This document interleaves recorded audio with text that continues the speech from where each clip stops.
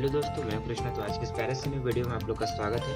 आज मैं आप लोगों के लिए बहुत दिनों के बाद नया क्वेश्चन पेपर लेके आ रहा हूँ। तो चलिए आज के इसमें वीडियो को शुरू करता हूँ बिना देरी किए हुए। तो आप वीडियो में शुरू से लास्ट तक बने रहिएगा, तभी आपको समझ आएगा।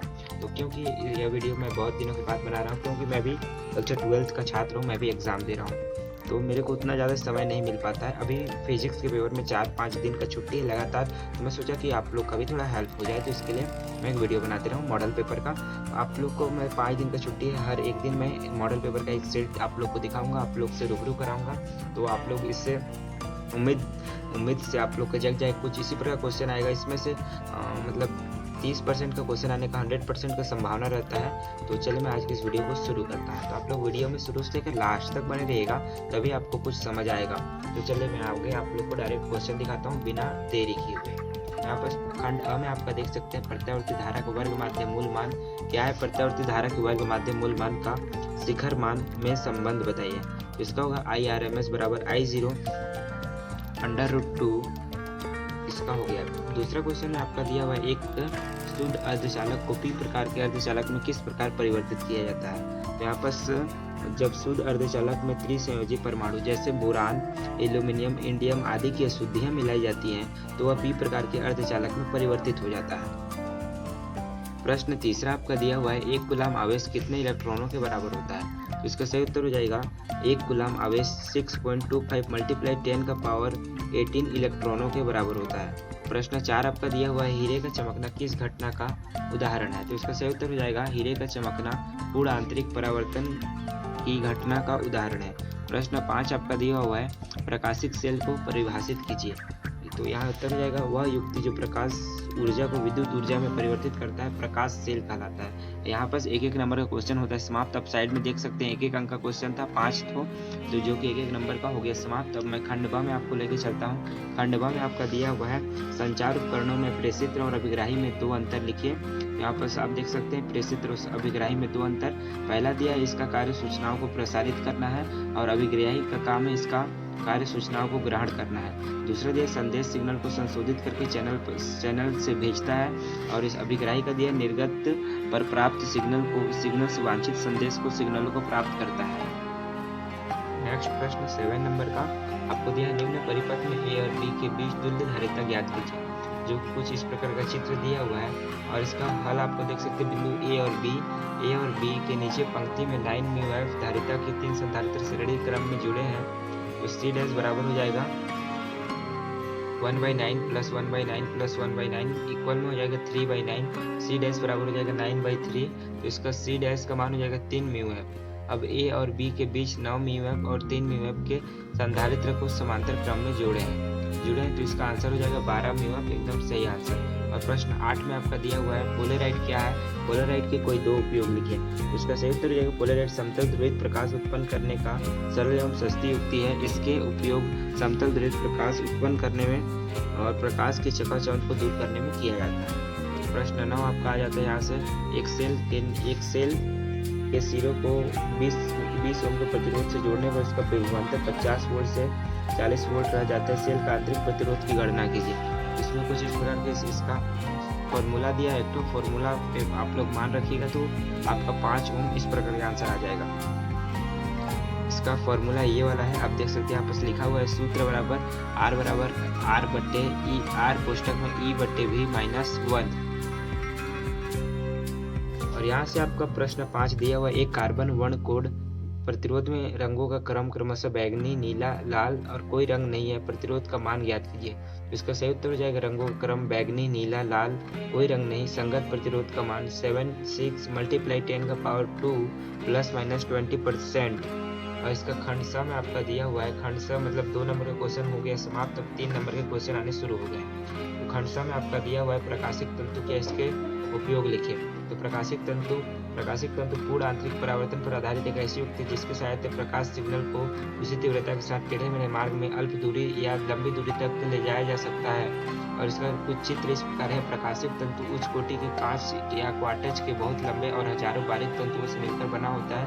प्रत्येक तंतु का व्यास लगभग 0.001 सेंटीमीटर, अपवर्तनांक 1.5 है। इन अपवर्तनांक वाले पदार्थ की परतें पदार्थ की परत चढ़ी होती है। इस जब प्रकाश तंतु के एक सिरे पर छोटा सा कोण पर आपतित होता है तो वह तंतु के अंदर गुजरने लगता है।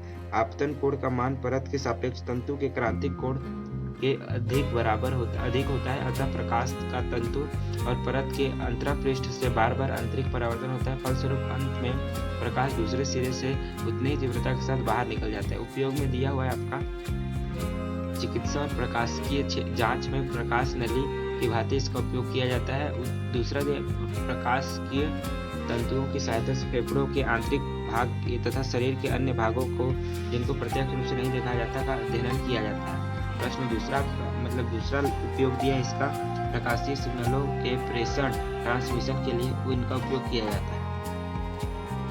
प्रश्न 12 आपका दिया हुआ है दिष्टकारी किसे कहते हैं? अर्ध तरंग, पूर्ण तरंग। दिष्टकारी में दो अंतर लिखिए। इसका उत्तर हो जाएगा वह उपकरण जो प्रत्यावर्ती धारा को दिष्ट धारा में परिवर्तित कर देता है दिष्टकारी कहलाता है। अर्ध तरंग दिष्टकारी और पूर्ण तरंग दिष्टकारी में अंतर। पहला दिया यह प्रत्यावर्ती धारा के केवल अर्धवक्र को दिष्टकारी में परिवर्तित करता है। पूर्ण तरंग दिष्टकारी का यह प्रत्यावर्ती धारा के पूर्ण चक्र को दिए धारा में परिवर्तित करता है।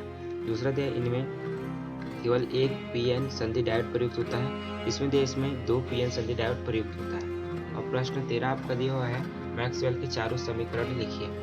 तो इसका मैक्सवेल के चारों समीकरण इस प्रकार का दिया हुआ है, जो कि पहला स्थिर विद्युत कूलाम का नियम, चुंबकत्व में गॉस के नियम, विद्युत चुंबकीय प्रेरण में फैराडे और मैक्सवेल एम्पियर सर्किटल के नियम को मैक्सवेल समीकरण कहते हैं। यह पहला दिया EDS 1/4 ε0 Q, दूसरा दिया है QBDS बराबर 0, तीसरा दिया E बराबर d∅B माइनस dt, और जहां E का प्रेरित विद्युत वाहक बल है और E dl d∅B dt। इसका प्रश्न 4 में चौथा समीकरण दिया है मैक्सवेल का। और अगला क्वेश्चन आता है 14 नंबर का विशिष्ट प्रतिरोध एवं प्रतिरोध में 3 अंतर लिखे। यहाँ पर अंतर आप लोग पढ़ लीजिएगा, एकदम आसान दिया है, आप इसी को भी याद कर सकते हैं और यह आप जो अपने से याद किए हैं उसको भी लिख सकते हैं एकदम आसानी से और एकदम सही होगा, आपको फुल मार्क्स मिलेगा। और यहाँ पर 15 नंबर का प्रश्न आता है आपका लेंज का नियम लिखिए तथा समझाइए कि लेंज का नियम ऊर्जा संरक्षण नियम के अनुकूल है। तो इसका सही उत्तर हो जाएगा इस नियम के अनुसार विद्युत चुंबकीय प्रेरण की प्रत्येक अवस्था में प्रेरित विद्युत धारा की दिशा इस प्रकार होती है कि वह उस कारण का विरोध करती है जिसके कारण स्वयं उत्पन्न हुई है। ऊर्जा संरक्षण बोलता है लेंज के नियमानुसार जब किसी चालक को चुंबकीय कुंडली के समीप लाते हैं तो कुंडली के चुंबक के पास वाला सिरा उत्तरी ध्रुव की भांति कार्य करता है। कुंडली चुंबक पर प्रतिकर्षण बल कार्य करता है, अतः चुंबक को पास लाने में इस प्रतिकर्षण बल के विरुद्ध कार्य करना पड़ता है। यही आंतरिक ऊर्जा को विद्युत ऊर्जा परिवर्तित होता है, जिससे कुंडली में विद्युत धारा प्रवाहित होती है। इस प्रकार हम जब उत्तरी ध्रुव को कुंडली से दूर ले जाते हैं तो कुंडली के पास वाले सिरे पर दक्षिणी ध्रुव बनने के कारण कुछ चुंबक को अपनी ओर आकर्षित करती है, जिसके विरुद्ध चुंबक को विस्थापित करने में कार्य करना पड़ता है। यही आंतरिक कार्य प्रेरित धारा में परिवर्तित होता है। यह लेंज के नियम के संरक्षण के अनुकूल है। इसमें आप ये वाला चित्र भी बना सकते हैं एन और एस का अलग से। प्रश्न 16 में आपका दिया है निम्न गेट के लिए सत्यता सारणी बनाइए। यहाँ पर आप चित्र देख के आप बता सकते हैं कि कौन सा गेट है। आप लोग को पता होगा तो कमेंट में बताइए। और यहाँ पर आपको उत्तर देख ही लिए होंगे, नैन गेट है। इसका सत्यता सारणी कुछ इस प्रकार का है ABY'Y। तो इसमें 0 0 1 0 1 0 1 और इसमें 0 0 0 1 और इसमें Y में होता है 1 1 1 0। प्रश्न 17 आपका दिया हुआ है भू चुंबकीय तरंगों के तत्वों के नाम लिखिए, उन्हें परिभाषित कीजिए। उत्तर दिया भू चुंबकीय तत्व निम्न है। दिक्पात का कोण नमन कोण, पृथ्वी का क्षैतिज तीव्रता। कम दिया किसी स्थान पर चुंबकीय यामोत्तर और भौगोलिक यामोत्तर के बीच के कोण को उस स्थान का दिक्पात कोण कहते हैं। इसका मान स्थान पर बदलते रहता है। इसे अल्फा से प्रदर्शित करते हैं। चित्र में OACB चुंबकीय यामोत्तर तथा ODEB भौगोलिक यामोत्तर तथा OAOD अल्फा दिक्पात का कोण है। और ख में आपका चित्र भी आप इस चुंबकीय यामोत्तर का कुछ इस प्रकार से बना सकते हैं। और ख का आंसर आप देख सकते हैं किसी स्थान पर पृथ्वी के चुंबकीय क्षेत्र की परिणामी तीव्रता क्षैतिज तीव्रता के साथ कोण बनाती है, उसे उस स्थान का नति कोण कहते हैं। ग में दिया है पृथ्वी के चुंबकीय क्षेत्र के क्षैतिज घटक को पृथ्वी की क्षैतिज तीव्रता कहते हैं। प्रश्न 18 दिया है मूल संदेश के प्रेषण और अभिग्रहण के लिए योजनाबद्ध व्यवस्था का ब्लॉक आरेख खींचिए। तो बस माइक्रोफोन हो जाएगा, फिर मॉड्यूलर और प्रवर्धक और एंटीना, और इधर इसके विपरीत हो जाएगा एंटीना प्रवर्धक, विमॉड्यूलक, श्रव्य प्रवर्धक, लाउड स्पीकर। प्रश्न 19 आपका दिया है रदरफोर्ड के परमाणु प्रतिरूप के दोषों का उल्लेख कीजिए। उत्तर दिया है रदरफोर्ड परमाणु प्रतिरूप की कमियां और रदरफोर्ड के परमाणु मॉडल की 2 कमियां पाई गई। परमाणु के स्थायित्व के संबंध में नाभिक के चारों ओर घूमते इलेक्ट्रॉन को अभिकेंद्र त्वरण होता है। अविद्युत गति विज्ञान के अनुसार त्वरित स्थान। इसको आप लोग पढ़ लीजिए। अभी मैं नहीं बोल रहा हूँ, थोड़ा आप लोग को आराम से, मैं आपको अगर स्पीड लग रहा होगा वीडियो को पॉज करके आराम से पढ़िए, और कहीं समस्या आता है तो कमेंट में बताइए। आप लोग पढ़ते जाइए और देखते जाइए। मैं बोलने के लिए अभी मेरा क्षमता खत्म हो रहा है, मैं नहीं बोल रहा हूँ, आप लोग को यहाँ से अपने से पढ़ के देखना है। नेक्स्ट क्वेश्चन आता है 20 नंबर का, एनालॉग सिग्नल और डिजिटल सिग्नल में क्या है, इनकी तुलना कीजिए। उत्तर इसका एनालॉग सिग्नल का कुछ इस प्रकार ft बराबर a sin t omega t, और इसका चित्र कुछ इस प्रकार बनता है, और डिजिटल सिग्नल में इसका कुछ इस प्रकार से है। प्रश्न 21 आपका दिया है समस्थानिक क्या उदाहरण दीजिए। समस्थानिक किसी एक ही तत्व में ऐसे परमाणु जिनके नाभिक और प्रोटॉन की संख्या समान होती है और न्यूट्रॉनों की संख्या अलग अलग होती है तत्व समस्थानिक कहलाता है। Hydrogen, deuterium, tritium. Next question दिया है आपका व्यतिकरण और विवर्तन में कोई 3 अंतर लिखिए। यहाँ से आप अंतर देखिए, एकदम आसान इसमें अंतर दिया है। अगर आप लोग जो पहले से याद किए वो अंतर है, मतलब तो उसको भी याद कर सकते हैं, और इसमें से आप देख के भी याद कर सकते हैं। और खंड द में आपका दिया हुआ है बड़े क्वेश्चन। खंड द से होता है 23 नंबर का क्वेश्चन का शुभारंभ, जिसमें अमित ने खेत में एक उच्च क्षमता का टावर खड़ा किया है। इसका हटाने के लिए कई अधिकारियों के आग्रह कर चुका, क्योंकि वह टावर इसके खेत के बड़े हिस्से को घेर लिया है। उसकी बड़ी बहन जो एक शिक्षिका, उन्होंने इस टावर के महत्व को, विद्युत आपूर्ति को एक महत्वपूर्ण हिस्सा बताया तथा इसके महत्व को अमित को समझाया। तब वह इसे न हटने के लिए सहमत हो गया। उत्तर अनुच्छेद को पढ़कर निम्न प्रश्नों को उत्तर दीजिए। इसका पहला क्वेश्चन कुछ इस प्रकार दिया हुआ, उच्च शक्ति के स्थानांतरण में क्या महत्वपूर्ण है। दूसरा दिया है कि निम्न शक्ति गुणक उच्च शक्ति क्षय को दर्शाता है, स्पष्ट कीजिए। तीसरा दिया है अमित एवं उसकी बहन द्वारा दर्शाए गए मूल्यों का स्पष्ट कीजिए। तो आंसर यहाँ से आप लोग क्लियर देख पा रहे होंगे, देखिए, और मैं नेक्स्ट पेज में आप लोग का और दूसरे का आंसर दिखाता हूँ।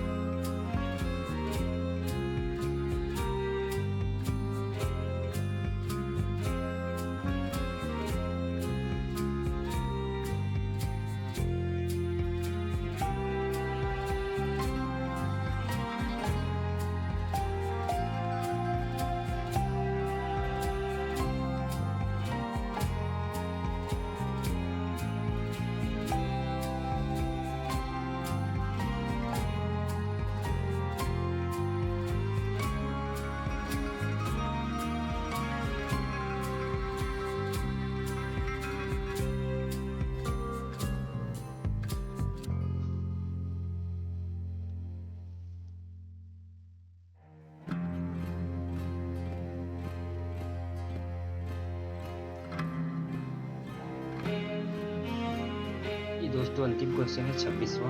आप देख सकते हैं गॉस का प्रमेय वाला। तो इसका कुछ क्वेश्चन का आंसर इस प्रकार है।